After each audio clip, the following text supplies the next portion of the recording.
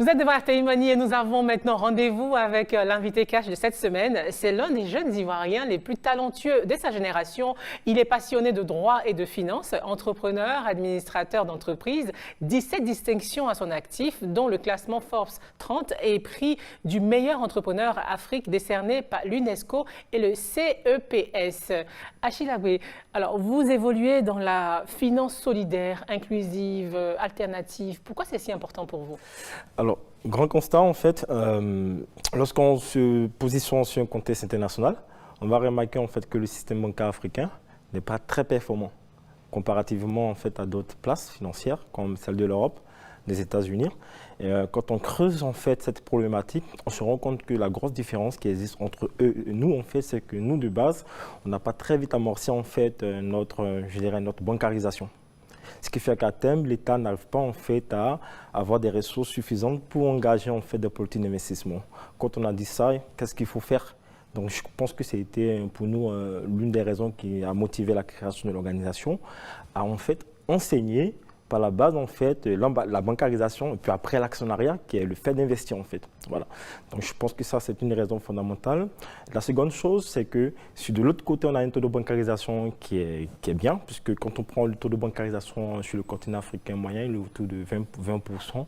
Quand on le prend au niveau justement de l'Europe, on est autour de 90% de bancarisation, l'hyperbancarisation. C'est la même chose pour la Chine et les États-Unis. Quand tu prends le taux d'actionnariat, pour l'Afrique, avec les 54 États, en fait, on est malheureusement à 1,5% d'actionnariat. Je pense qu'il ne faut pas rêver, en fait.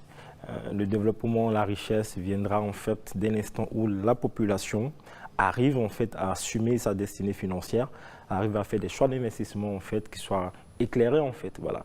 Donc, voici un peu résumé le focus de notre organisation et ce que nous faisons. Alors, EIC Corporation, c'est 6000 membres dispatchés dans 600 clubs d'investissement. Alors, moi, je veux rentrer dans un club. Qu'est-ce que je fais? Est-ce qu'il faut que je sois riche? Quels sont les critères pour faire partie de vos clubs d'investissement? Alors, c'est très ouvert en fait. On a trois approches. C'est d'abord l'éducation financière de base. C'est ensuite la finance décentralisée, donc la finance alternative. Et puis, c'est en fait la diplomatie économique. Sur la finance, sur l'éducation, alors on a développé plusieurs modules en fait qui partent de la finance personnelle à la finance de marché, la finance d'entreprise, la finance numérique et enfin la finance verte qui va toucher en fait tout ce qui est crédit carbone, taxe carbone. Donc c'est un gros réseau d'experts mondial en fait qui va délivrer en fait ce dispositif pour les populations de façon générale. La cible c'est qui?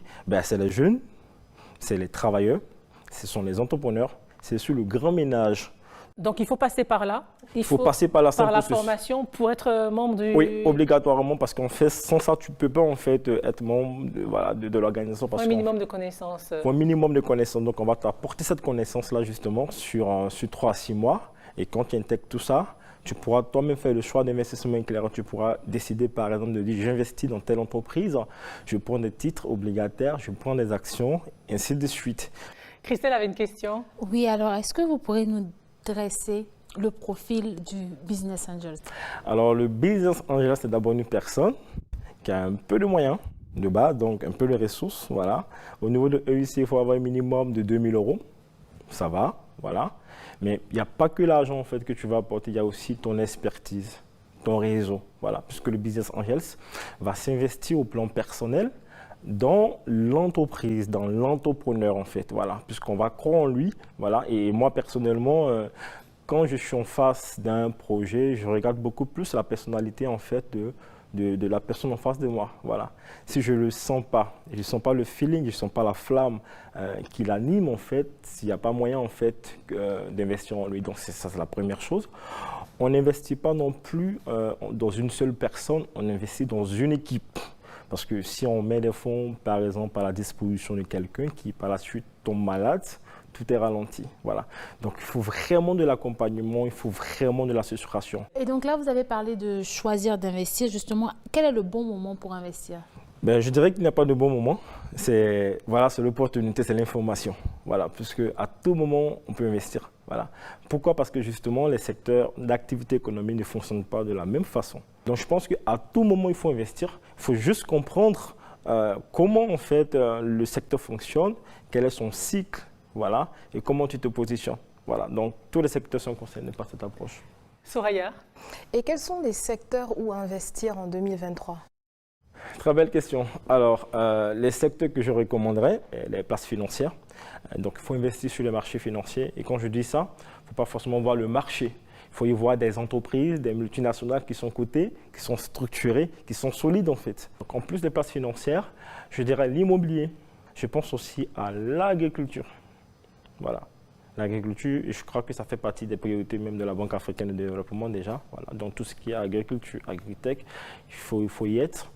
Je pense aussi au secteur des cryptoactifs et puis enfin sur les valeurs technologiques de façon générale. Donc voici les 5 secteurs que je recommanderais en fait. Alors la digitalisation financière, vous en faites de plus en plus. Vous êtes même un expert en blockchain. Ouais. Alors quel est l'impact de cette digitalisation-là de nos finances sur l'économie? Très belle question. Pour moi, toutes les entreprises au jour d'aujourd'hui, puisque le monde est maintenant devenu un petit village, tout est connecté. La globalisation. Globalisation, donc je peux avoir un business ici en Côte d'Ivoire, mais toute ma clientèle est au Cameroun, au Maroc, au Ghana par exemple. Donc il faut vraiment plus se limiter. Et tout ceci est possible par la digitalisation. Voilà, par la digitalisation. Donc forcément au niveau des investisseurs, on regarde forcément ça parce qu'en fait, ça va créer un effet de liquidité, ça va créer un effet de célérité en fait, et ça va finalement décupler en fait les performances ou les gains auxquels on pourrait prétendre. Donc tout business qui intègre dans son process en fait une digitalisation en fait opérationnelle, peu importe en fait là où elle va se situer. Pour moi, c'est quelque chose qu'il faut regarder avec beaucoup d'attention. Alors, Achille Agbe, plusieurs fois primé comme étant le meilleur entrepreneur africain. Quelle est la suite pour vous? Continuer la mission. Et la mission cette année, en fait, sera la mise en place d'un VC-programme. Alors, c'est quoi le VC-programme? C'est un Venture Capital Programme. C'est un programme qu'on va déployer dans chacun des pays où nous sommes présents pour créer en fait un actionnariat de qualité. Voilà, dans chaque pays. C'est vrai qu'il y a 6 000 membres de façon générale, mais en fait, on va super fermer en fait cette base pour en ressortir en fait des acteurs qui eux auront pour mission d'avoir un focus opérationnel. Achille Agbe, on vous souhaite beaucoup de succès. Merci. Et encore plus de distinction. Merci beaucoup. Merci les amis.